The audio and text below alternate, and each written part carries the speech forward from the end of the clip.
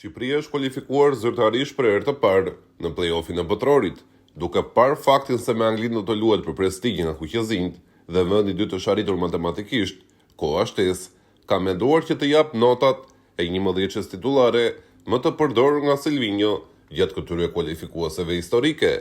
E nisi me Thomas Rakoshën, nota 7.5. Ishte një prej lojtarëve më të kritikuar te kjo kombëtare, kur kishte rivalitetin me Trit Berishën, shfaqti shumë pasiguri, ai sa deri vonë kanë kërkuar Berishën dhe kanë kritikuar Silvinhon që nuk e ka marrë më në ekip. Fakti është që në Europianin e Gjermanisë dhe deri tani, paraqitjet e Rakoshës ka qenë spektakolare.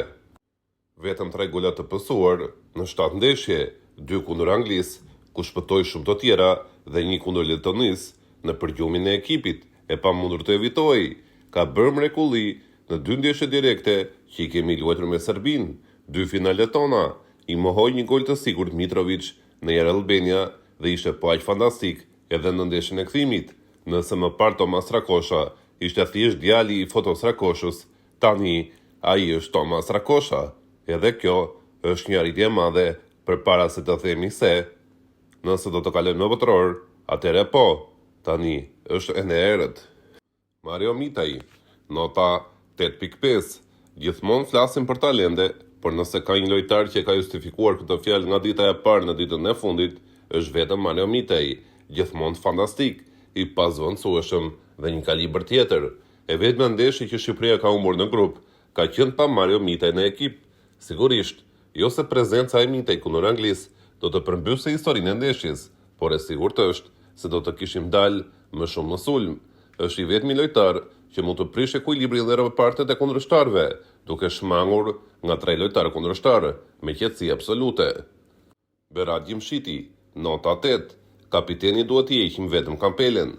Dikur ishe pengu jon që nuk e morëm në Europianin e Francës, por kapiteni kthehet me shirit dhe na dërgon në Europianin e Gjermanisë dhe tani në play-offin e botrorit. Më mirë nuk mund të kishte dhe më mirë nuk mund të bëj. Kur humbë me Anglinë, me njëherë pas ndeshjes, unë blodh me Silvinho në mes të fushës dhe thirri me njëherë shokët e ekipit, kërkoj që t'i mblidhte dhe t'i zionte për t'i mos zhgënjur shqiptarët. Ka ndjesi përgjegjësie të nivelit të lartë, po ashtu edhe si lojtar i po këtij niveli. Arlinda Jeti, nota 7.5. Arlinda Jeti betet një legjendë e Shqipëria. Jo nga ato legjenda të fjalës së parë, por nga ato legjenda që shkojnë gojdhën pas gojdhëne dhe që janë në kufit e së pabesueshmes.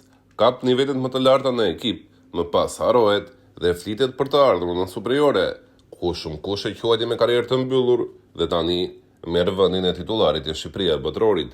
Në aspektin logjik sportiv është 0, totalisht 0. Por ajo ndeshje Francë-Shqipëri i jep ende vetbesimin e madh Jetit që mund të shijojë çdo kundërshtar që i del përpara, një mit dhe realitet. Her pas here shfaqet edhe ndonjë pasiguri, veçanërisht në ndeshjet kundër rivalëve më të dobët. Nuk e ka sigurinë maksimale si dikur, por i besohet ende shumë. Elsej Dysej, nota 8. Serbia e zjoi dhe e shneroi si në kohën e tij më të artë. Problemi me Ysajn ka qenë teprimi, e tepronë në çdo gjë dhe nuk e dinë masën.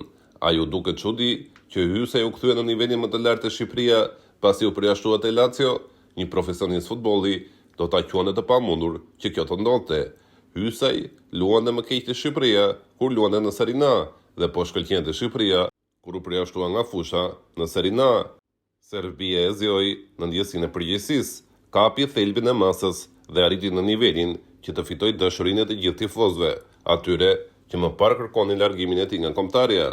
Kristian Aslani, nota 8.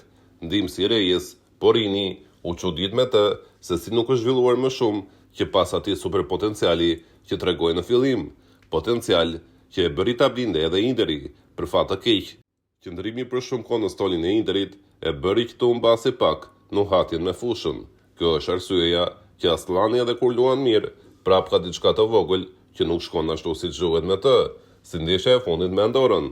Goli i tij na dërgon në play-off, por pritej edhe diçka më shumë.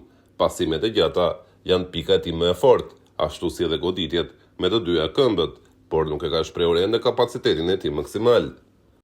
Julian Sheu, nota 8.5. Sekreti i suksesit të kësaj Shqipërie quhet vetëm Julian Sheu. nëse do të ishim pa të në mes fush, e sigurt është se Shqipëria nuk do të mbërrinte kaq larg. Silvinho Inouatës dhe përzgjedhës ideal e kuptoi fare mirë se mes fusha kishte nevojë për një lojtar që të hynte në duelin në ajër dhe me karakteristikat si dikur të Klaus Jasulus. Mori Julian Sheun, një lojtar me gjaktësi të frikshme, që nxori 2 ndeshje me Serbinë për të varur në kornizë, ndërkohë 2 ndeshjet më të dobta të Sheut janë kundër Andorrës dje dhe Letonisë në transfert. Sa herë ulet niveli kundërshtarit, ulet edhe niveli treguar nga Julian Sheu. Kjo është kritika e vetme për të, gjithë pjesa tjetër është pa fjalë. Qazim Laçi, nota 7.5. Ndoshta nuk është mesfushori më i bukur për të parë, por është njeriu që jep shpirtin për fanellën kuqezi. Ka ndeshje që nuk i ka më të mirat e mundshme, si e djeshmja kundër Andorrës, por nëse mesfusha e Shqipërisë paraqitet mirë, kjo vjen edhe për shkak të Qazim Laçit. Sheu dhe Aslani kanë të njëjtin hap se i përket presionin e kundërshtarit dhe vrapimin në fushë. Ai që shton ritmin dhe nxit këmbët për të mbuluar dhe pjesën e fushës të lënë bosh nga Sheu dhe Aslani është Qazim Laçi. Ka edhe Nuati shumë të mirë me topin se ku do të shkojë, por nuk ka klasin e fundit të goditjes dhe pasimit përfundimtar. Kjo e penalizon më shumë. Armando Broja, nota 6.5. E duam shumë dhe ende besojmë se është i vetmi lojtar që mund të dërgojë imazhin e Shqipërisë atje ku askush nuk ka mundur më parë. Por nëse flasim për kualifikuesit që ka zhvilluar, ka qenë padyshim më i dobti dhe këtu duhet të tregojmë realitetin. E pritëm me Anglinë dhe edhe ai shkëndij të parë. E pritëm me Andorrën në shtëpi dhe asistoi, por nuk ishte i lumtur pasi nuk shënoi gol. E pritëm me Serbinë dhe nuk ishte aty. E pritëm me Letoninë dhe sërish nuk ishte aty. As me Serbinë në transfert dhe as me Andorrën në transfert në ndeshjen historike. Broja dje për herë të parë pa veten në pasqyrë dhe kuptoi se sa poshtë ishte nga niveli i lojtarit që duhet të jetë në të vërtetë. Kjo nuk zgjidhet me të qarë, por duke dhënë këmbëve dhe të kthehet në punë me nivelin më të lartë. Urojmë që këtë herë Broja të ketë reflektuar me të vërtetë dhe të ketë një inat më të madh me veten e tij se sa me Silvinhon. Urojmë që të jetë inati një njeriu që e kupton se nuk është në vendin që i takon të jetë si nivel, se sa një njeriu që kërkon vetëm vëmendjen maksimale dhe e merr atë në një mënyrë apo tjetër si një fëmijë për këdhelur. Pas të qarës, fusha dhe topi janë aty, askush nuk po i Brojës asgjë. Forca, për momentin, është paradoksalisht më i dobti i Shqipërisë dhe lojtari me potencialin më të madh të Shqipëria. Nedim Bajrami, nota 7. Klasi mbetet i përjetshëm në këmbët e tij. Fiziku është në nivele skandaloze. Bajrami her pas here të jep përshtypjen e një lojtari që luan në ndeshjen Old Legends, për ta pasur më të qartë. Duket si në një ndeshje ku në njërin krah është Ronaldo fenomeni dhe në tjetrin Ronaldinho, por në moshën 50 vjeçare. I ka të gjitha lëvizje spektakolare aty, por gjunjët nuk i mbajnë për t'i dërguar deri në fund. Duket që në frymarrje që mushkrit e tij nuk e përballojnë dot vrullin dhe intensitetin e lartë. Kjo fitohet me stërvitje dhe kjo tregon se Bajrami nuk i ka shumë qejf stërvitjet. Sa i përket klasit, është mes më të mirëve të Shqipëria. Pak kanë këmbët e Bajramit, por nuk mjafton. Rejmanaj, nota 7.5. Ndeshja me Serbinë i jep padyshim notën më të lartë këtij lojtari. Në ndeshjen me Andorrën, e teproi duke goditur çdo top që kapte, por për shkak të atij golit në Serbi, i falet çdo gabim, të paktën këtë herë.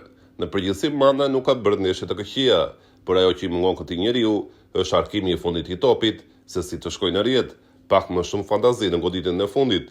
Manaj kërkon ta zgjidhë vetëm me forcë. Ndeshja në transfert kundër Serbisë e zhvilloi fenomenale, ndërsa në Shqipëri ishte më i dobti në fushë për te golit të shënuar dhe penalltit së humbur. Me Letoninë në transfert, ishte i vetmi që po i ofroi golit më shumë se të gjithë. Kjo sa për të shtuar. Heroi i stolit, Myrto Uzuni, 7.5. Myrto Uzuni mund të quhet pa diskutim si heroi i stolit. Nuk ka qenë në formacionin e preferuar të Silvinhos, por u shfaq dhe u tregua protagonist në 2 ndeshjet më vendimtare që na dërguan kaq larg. Në play-offin e botrorit kundër Serbisë, zhvilloi një ndeshje fenomenale në transfert, ishte kudo dhe vrapon në kudo, futet nga stoli kundër Andorrës dhe jep asistin në golin e vetëm të kombëtares, 0-1. Roli i tij preferuar është si sulmues qendre, por një herë luan në krahun e majt dhe më pas në të djathtë, luan kudo, për sa kohë ka fanellën e Shqipërisë me vete, nga të paktët lojtarë që ka sedër si të jetë tifoz. i nxjihet dhe i skuqet fytyra, meriton falje për të gjithë kritikat dhe dyshimet që kishin për të.